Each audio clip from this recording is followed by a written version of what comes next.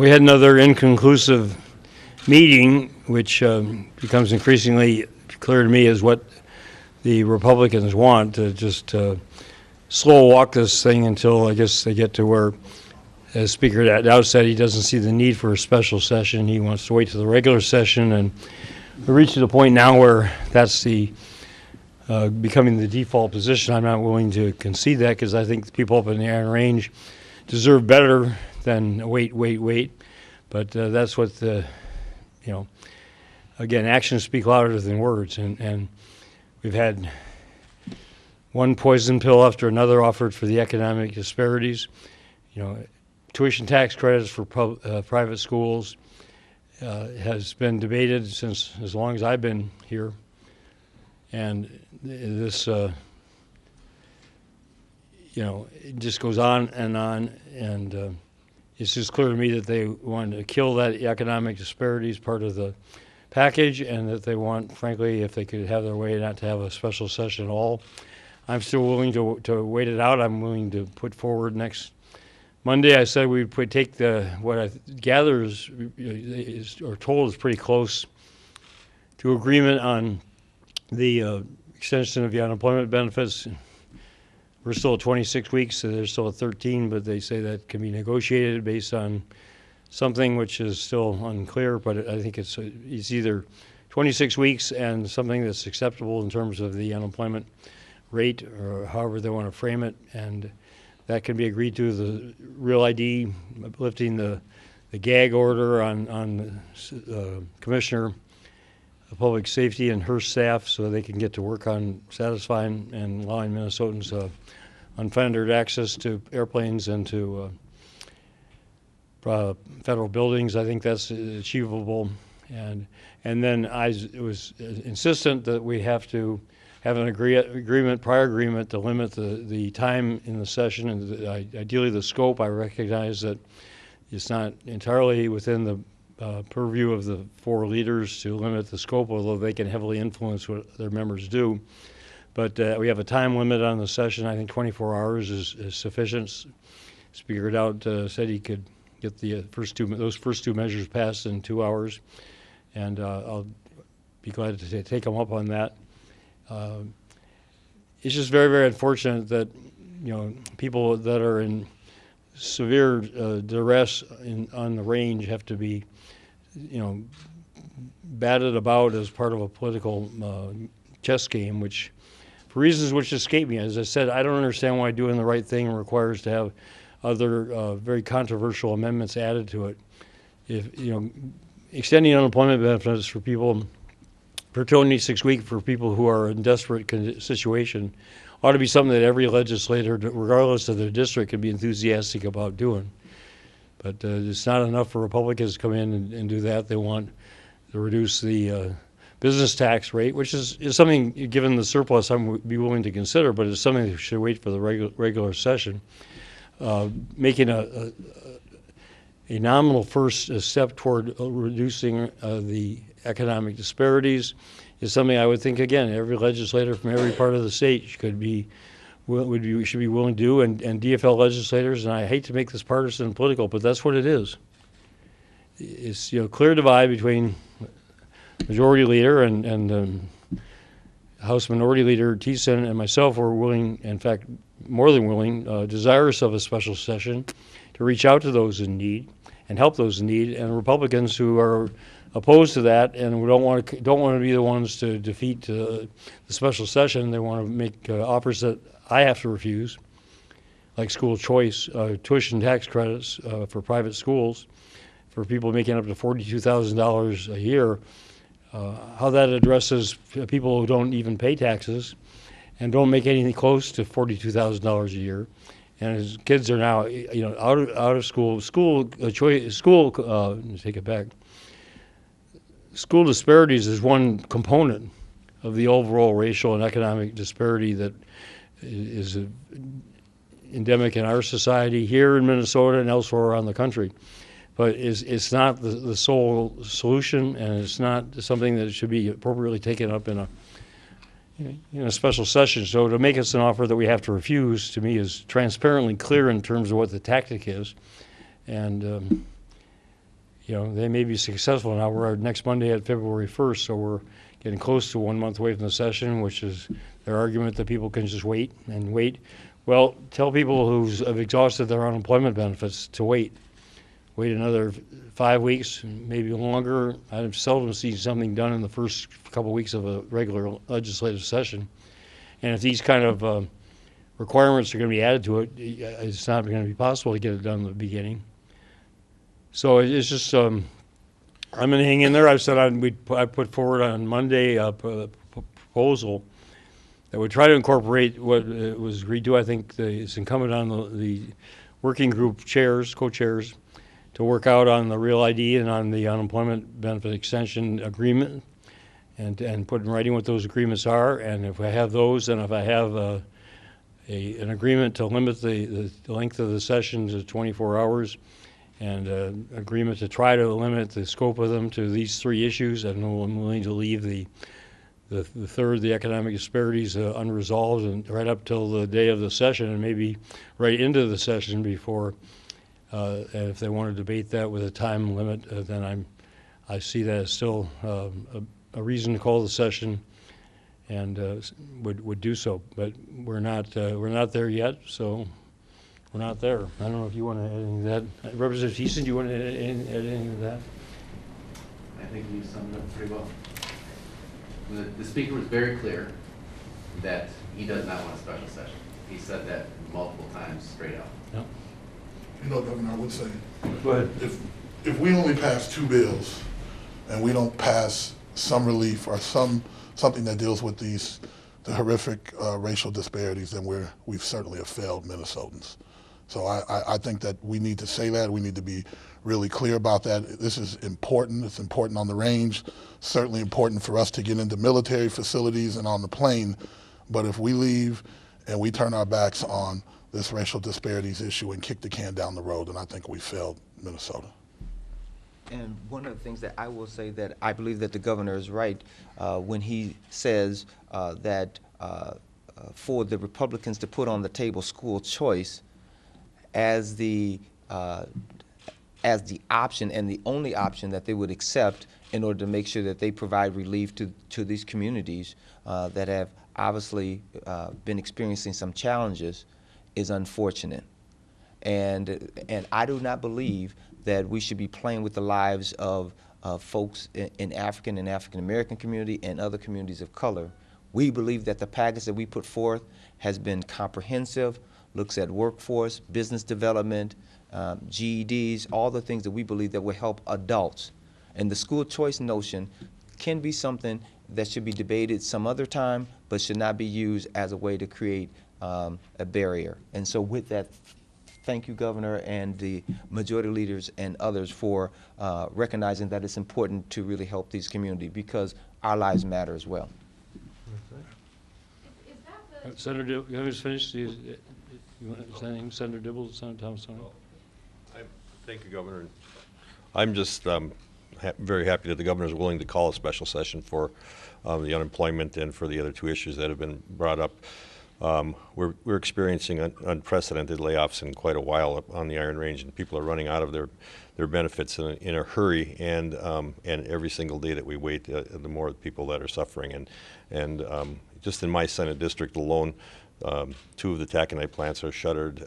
2 of the magnetation plants are shuttered. The Mesabi nugget plant is down, and that not only adds up to several thousand people not working, it adds up to several thousand spin-off jobs that are being affected also. And so the sooner we do this, the quicker we get the relief to the people, the quicker they can start hoping that the industry comes back. Cleveland Cliffs put out a notice, I think, over the last couple of days, talking about the possibility of maybe going back to work in the summertime. And so these 26 weeks of extra benefits would actually keep the people tied over until the time when maybe they'll be getting called back, and that's what we're looking forward to. So thank you, Governor. So the issue that I was tasked with, along with Representative Scott, the Real ID issue, is pretty straightforward, and so we can come to a pretty quick resolution. pretty much already have bill language that it would at a minimum eliminate the prohibition on the ability for the Department of Public Safety to communicate with the Department of Homeland Security at the federal level and do some planning, get some good information into our hands in time for the regular session, so then we can get about the business of creating the crux of the policies that we need to develop and allocate the resources so that we can implement Real ID. There's some other kind of issues around that. We can figure those out pretty quickly and find the political accommodation for those. That being said, I can't imagine going into a special session and trying to address these, what frankly are larger, more pressing issues on the range and with communities in North Minneapolis without addressing those fundamentally. The fact that was it Gallup who came out yesterday with the news that we were leading the country in job creation, while at the same time we're facing worker shortages in key fields in a whole community that's not participating in that job creation, and we know what some systemic interventions that we can put in place in the short term to start to remedy those is something we can do and we should do, and to not address that would be a failure. I think Senator Hayden said we will be failing all Minnesotans. These are things that we know we can do, interventions that are systemic, that have a real effect for the positive in people's lives in the short term so they can start participating in this economic recovery. So, while I'm pleased and very proud of myself, working very bipartisanly with Representative Scott, I don't want to do this if we're not actually doing the things that we need to do in a special. So questions on this subject, then we'll throw it open to others. Is that the core conflict here, that the Republicans are willing to go along with the range and with Real ID, but not with racial disparities? Well, they haven't signed off on the other two, but I'd say they're very close. So yes, I think that's the crux of it right there. Well, I think the speaker has been multiple times pretty articulate in saying he doesn't believe we need a special session. I mean, the minority leader said that. That's true. I've heard it over and over and over. But he has said, if the governor calls one, he'll come. So I don't quite understand why the rhetoric is that way, but he has articulated pretty clearly to me he thinks this can wait until March. I think that's a mistake. I think we should show some hope to the people that are advocating for the disparities in economic opportunities. I think we should show some effort on our part now that we've learned that since we adjourned last year with the recent data that came out. I think it's a mistake not to show them that we're sensitive to that. And then the issues with Real ID, there's no running from that. These licenses in Minnesota have to be Real ID compliant on October 1st. That means whatever legislation needs to happen this session needs to get passed so that the department can get all the paperwork in place so that those Real ID compliant licenses are issued on October 1st. And the unemployment thing speaks for itself. People have run out and are running out. I got an incredibly passionate letter today from somebody in Forest Lake. And it was written from a woman whose husband lost his job when LTV shut down in 2002. And she walked through what the family went through, and she actually said in a sentence, "You cannot know what this is like unless it has happened to you." And I guess maybe that's the problem we have is maybe if this was the speaker's family, he'd maybe be a little bit more sensitive to the fact that there is some urgency around that issue.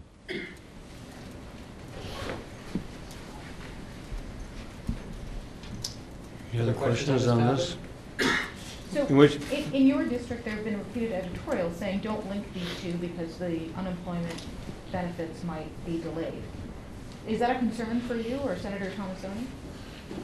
Well, I'm not linking, I'm willing to go ahead. If we get agreement on a special session on the time limit and on the Real ID and on the extended unemployment benefits, 26 weeks, I'm willing to call a special session. If we have the prior agreement on those two subjects and make it very clear that if we're going to go ahead with those, and I think those are reasons enough right there, especially the unemployment benefits, to call a special session and would do so, and then leave it up to the powers that be whether they're willing to, I agree with Senator Hayden, include economic disparities or whether they're going to just refuse to do that.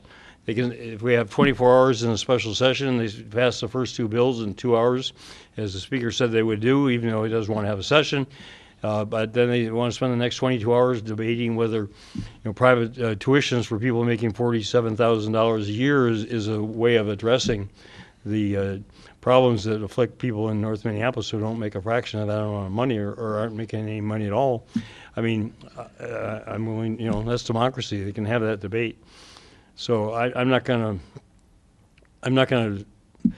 block 2/3 of what needs to be accomplished, but I'm gonna keep pushing and keep urging them to work out something, because as Senator Hayden said better than I, to go ahead and have a special session that excludes the racial inequality from what the session will address. I think it would just be send a shameful message to all of Minnesota about what the priorities are and are not. Governor, is Monday the drop dead deadline? No, there's no, Monday's the date. I said I would try to synthesize this, what was discussed here in this session, and put that in writing, and say this is what I'm willing to do, which is, in generally speaking, what I've just said here. Call a special session to address these first two where there's agreement. There'd have to be language that's agreed to and approved by the 4 leaders and myself before anyone would sign the agreement. But I led to believe that they're close enough on that if they're true to their word about 26 weeks of unemployment for whatever tax benefit they want to provide businesses. And this is not general fund money. This is money that is sitting in a fund that could be used for this purpose, $1.6 billion. And they're not willing to provide benefits extension for people who need it. That's the purpose of the fund. So I'm cautiously optimistic that Representative Hackbarth and Senator Thomas-Odie, the co-chairs of that working group, can work things out. Similarly with Real ID, if we have an agreement that spells out what that language would be, so that people will know what they're coming back for. And then in the other one, I'm willing to go right down to the day before, or even the day of the session, and see it and keep pressing for some kind of down payment on what needs to happen to close racial disparities. And it's not about private tuition tax credit, in my opinion. I mean, that's an issue that's been debated for the 38 years that I've been dealing with the Minnesota legislature, and there's not concurrence on that. So to put that in a special session just guarantees that it's not going to be successful, and they must know that. And I told Representative Knobloch that. I mean, you have to know what you're doing with these kind of proposals that haven't been able to work out for 38 years. And you're going to do it and try to slam it down people's throats in a special session. I mean, it's just a killer. And that's where I get frustrated with this, because if they want to kill the special session or don't want to have it, then say so. But to make put things on the table that are going to defeat any possibility of a successful special session, is just, to me, really disingenuous at best. I'll not use some other words that come to mind. But and again, it's just slow walking. This has been out there for 2 months. It was the beginning of almost 2 months, early December, when I proposed this special session to focus on the unemployment situation and the Real ID, and then this was added on, the economic disparities. And I think it's a fitting, that it is considered. And now we'll be the 1st of February next Monday. And they're just slow walking this into the regular session, rather than saying we don't want to do it. Well, the speaker said that, so I guess that. But I mean, the reality is that they don't want to do it, and they're making it impossible to do it. But I'm not willing to pull the plug on it until we're into the regular session.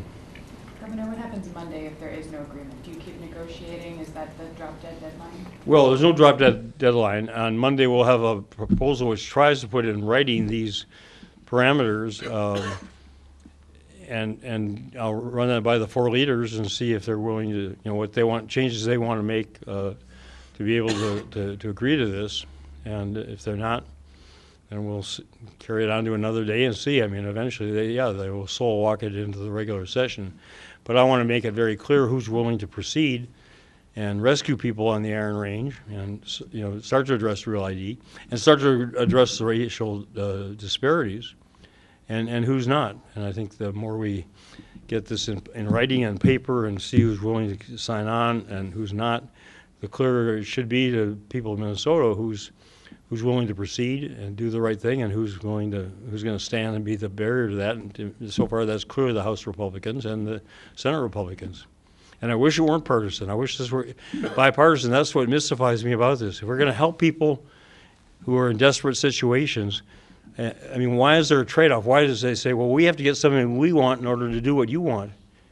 Well, isn't helping people that are out of unemployment benefits on the economic precipice, isn't that a good enough reason for everybody to show up and do it? Starting to make a down payment on what we need to do for closing racial disparities, including reestablishing these Human Rights Office in Representative Noblaw's own district in St. Cloud. Wouldn't that be something that he would leap at the opportunity to do? Why do we have to have tuition tax credits for private schools be dragged into the equation there? I mean, it's like, isn't this good enough? What the chance that you can do something that are really going to benefit people in Minnesota when we have the resources to do it? It mystifies me, frankly, that they feel they have to get something in order to do what is the right thing for Minnesota. I think we got to be really clear here, though. This is not about what's on the agenda. It's not about whether it's 3 or 2 bills.